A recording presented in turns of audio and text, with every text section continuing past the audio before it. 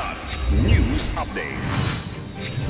Mga balita ngayon, armas at IEDs isinuko, NPA medics sumuko sa Northern Mindanao at Caraga. 3.4 million pesos na halaga ng shabu sa Camarines Sur na samsam, high-value individual arestado. Low pressure area sa Philippine Area of Responsibility, posibleng maging ganap na bagyo ayon sa Pag-asa. Ako po si Cesar Soriano para ihatid ang nangungunang mga balita sa buong kapuluan ngayon. Patuloy ang pinaigting na focus military operations ng 4th Infantry Division sa Northern Mindanao at Caraga na nagresulta sa pagkakasamsam ng high-powered firearms, IEDs at iba pang war material habang isang NPA medic ang sumuko sa Surigao del Sur.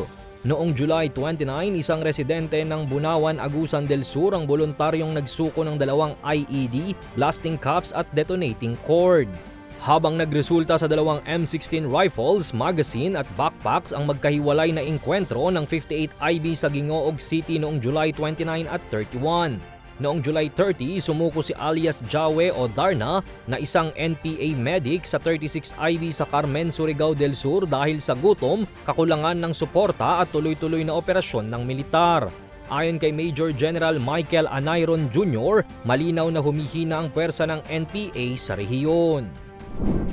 Arestado ang isang high-value drug suspect at nasamsamang tinatayang 3.4 million pesos na halaga ng shabu sa buy-bus operation sa Pamplona, Camarines Sur nitong Huwebes. Ayon kay Brigadier General Nestor Babagay Jr., hepe ng Police Regional Office 5, nasamsamang 500 grams ng hinihinalang shabu mula sa suspect na si Beng, 28 anyos at residente ng Barangay 775 San Andres, Manila.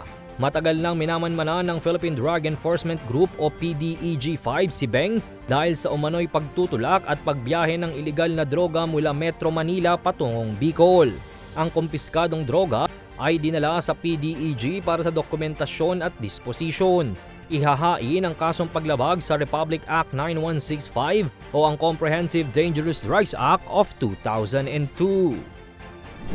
Malaki pa rin ang tsansa na maging ganap na bagyo ang Low Pressure Area o LPA na binabantayan ng Pag-asa sa Philippine Area of Responsibility. Ayon sa Weather Bureau, nabuo ngayong araw ang LPA na namataan sa Northern Philippine Sea.